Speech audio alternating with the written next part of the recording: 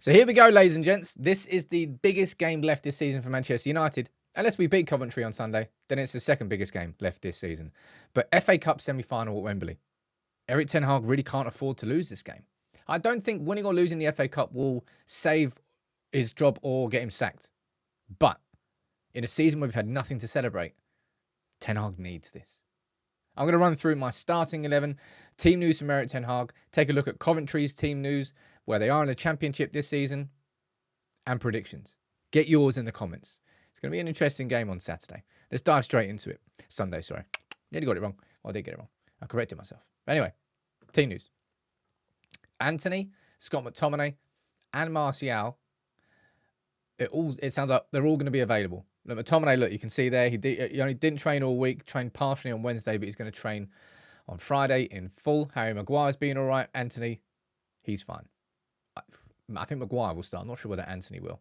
And also one more thing that he spoke about, which was of course going to get asked to Erik ten Hag, was the Garnacho situation. And of course people are making comparisons to the Sancho situation. The difference is that word there. Garnacho apologised. He unliked those tweets straight away, realised he made a mistake, apologised, move on. That's what happens. Erik ten Hag was of course asked about Jadon Sancho. He is a good footballer. Well, he wants to play football, which isn't that often at Manchester United. Let's be honest.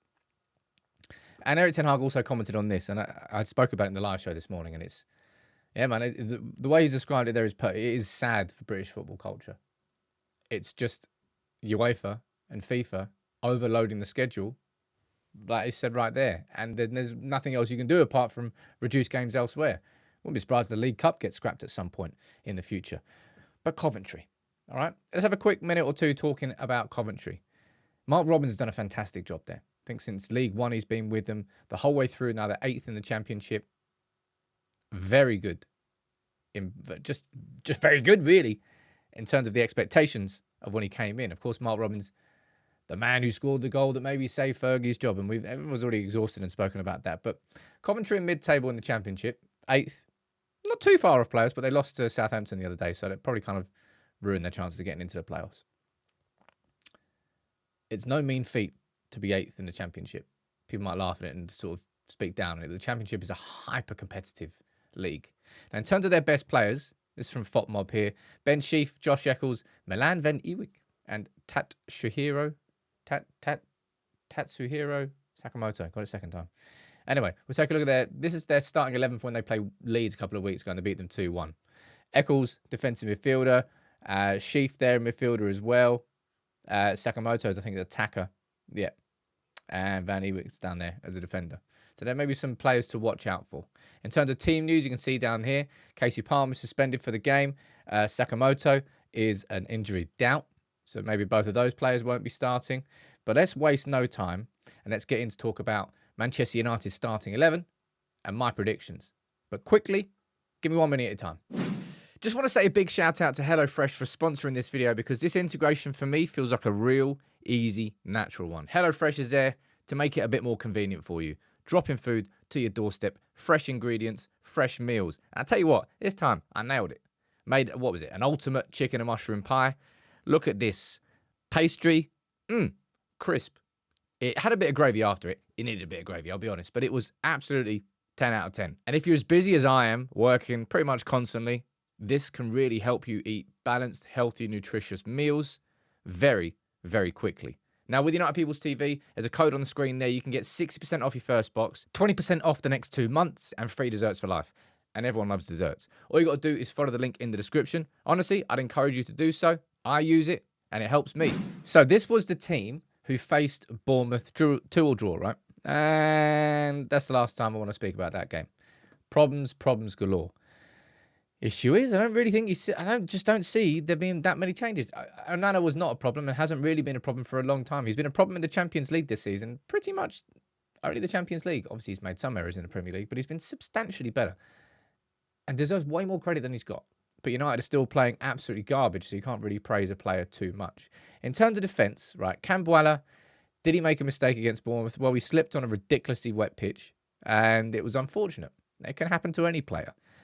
Does that mean I'm taking him out of the team? Even if we didn't have such bad injury news in Evans and Vogel, no, I wouldn't. I would still keep that partnership. Maguire and Cambuella. It's the best partnership we've got on paper right now, fitness-wise. And if Evans was fit, I might put Evans in, maybe. Anyway, he's not fit, so there's no point having a discussion. And of course, we haven't got any other fullbacks. So again, the defence kind of picks itself.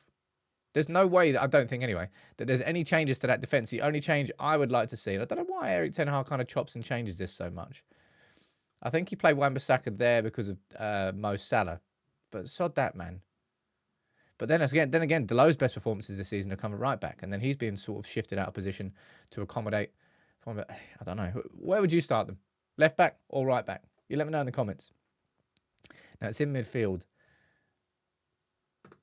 where change could happen. Now, Erik ten Hag spoke about Casemiro ahead of the game. And he's like, look, I trust him. He's a fighter. He'll come back through. It's the 19th of April, man. Casemiro's form has just not been like an entire season. And not all of it has been to do with injuries. He's just lost that yard of pace, that acceleration, that mental sharpness, that concentration. It's just, there's so many facets of his game that just been taken down a couple of notches. I would personally like to see Christian Eriksen come in for Casemiro. But given that we're playing at Wembley, given that Casemiro scored in the League Cup final against Newcastle last year, and he's a big game player in these big game occasions, I imagine that Erik ten Hag will stick with him. But Casemiro, man, please deliver. I said it against Bournemouth, and he only played exactly the same way you played before, but just deliver. Just stay positioned. Just have positional discipline. You don't have to run around the pitch. Don't exacerbate your weaknesses. Just be more static. Sit in front of the defence. Let Mainu and Bruno do the running. That's fine. Just don't run out of positions so often. Protect that defence. And then we've got more than enough here with Mainu and Bruno in creativity.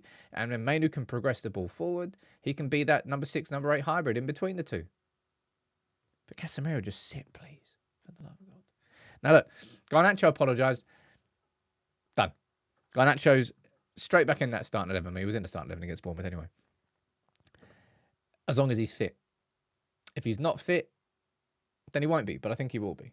And I've pulled up this photo here, right, of Marcus Rashford last season at Wembley. I was at that game, Newcastle, in the Carabao Cup final. Lovely day. Had a great time. So did Rashford. Find that Wembley form, if you want to call it that. Rashford. I'm keeping Rashford in my starting 11 here. But again, if you're talking about players who have just had off seasons, boy, Rashford's right up there with Casemiro.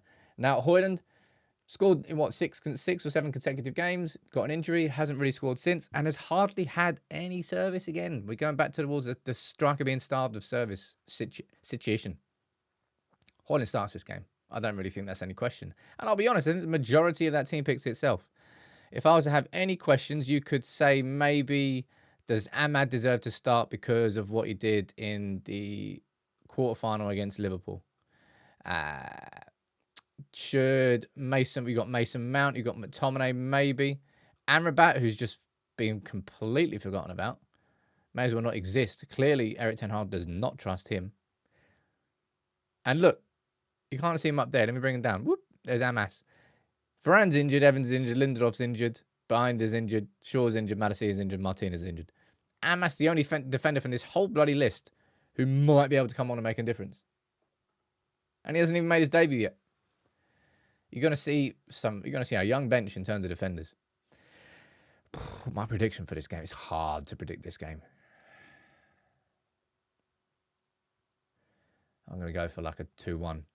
2-1 to United. 2-1 prediction is always the prediction you give when you're not quite sure what the result's going to be, but you think your team's going to have enough to win. Pretty much sums up how I feel about this game. But Coventry will be no pushover under Mark Robins. And if United go into this mega complacent, 1 foot in the final, it'll end badly. Just don't let it happen, United. Please.